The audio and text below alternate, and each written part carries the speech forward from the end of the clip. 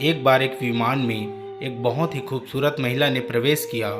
विमान में चढ़कर जब महिला अपनी सीट के पास गई तो उसे अपने बाजू वाली सीट पर एक अपंग व्यक्ति नजर आया जिसके दोनों हाथ कटे हुए थे। महिला को उस अपंग व्यक्ति को देखकर काफ़ी घिन्न हुई।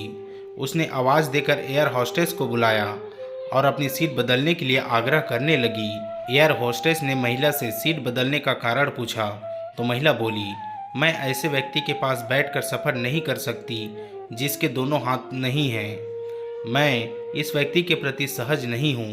मैं इस व्यक्ति के पास बैठकर यात्रा नहीं कर सकती, इसलिए प्लीज़ आप मुझे कोई और सीट दे दीजिए। दिखने में शांत और पढ़ी लिखी महिला के इस तरह के व्यवहार पर एयर होस्टेस अचंभित हुए। एयर होस्टेस ने चारों तरफ देखा लेकिन कोई भी सीट खाली नहीं थी। एयर होस्टेस ने महिला को कोई भी सीट खाली न होने को कहा और साथ में यह भी आश्वासन दिया कि यात्रियों की सुविधा उनका पहला कार्य है, इसलिए वह कैप्टन से बात करके कुछ न कुछ हल जरूर निकालेगी। इतना कहकर एयर होस्टेस कैप्टन के पास चली गई।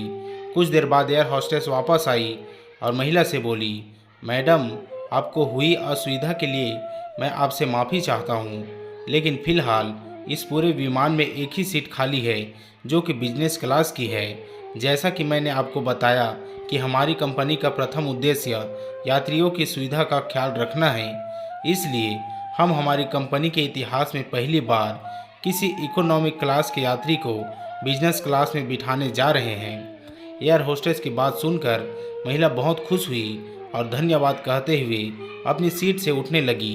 तभी एयर होस्टेस ने उस अपंग व्यक्ति की ओर अपने दोनों हाथ बढ़ाते हुए कहा, सर, आपको हो रही असुविधा के लिए मैं आपसे माफ़ी चाहती हूँ, लेकिन हम आपको इकोनॉमिक क्लास से बिजनेस क्लास की सीट दे रहे हैं क्योंकि हम नहीं चाहते कि आप किसी अशिष्ट यात्री के साथ यात्रा करें।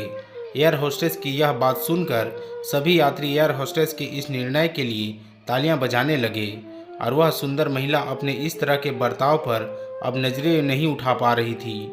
तभी वह व्यक्ति अपनी सीट से उठा और बोला, मैं एक भूतपूर्व सैनिक हूँ। कश्मीर में हुए एक मिशन के दौरान मैंने अपने दोनों हाथ खो दिए, लेकिन मुझे हमेशा खुद पर देश के लिए दिए इस बलिदान पर गर्व होता था।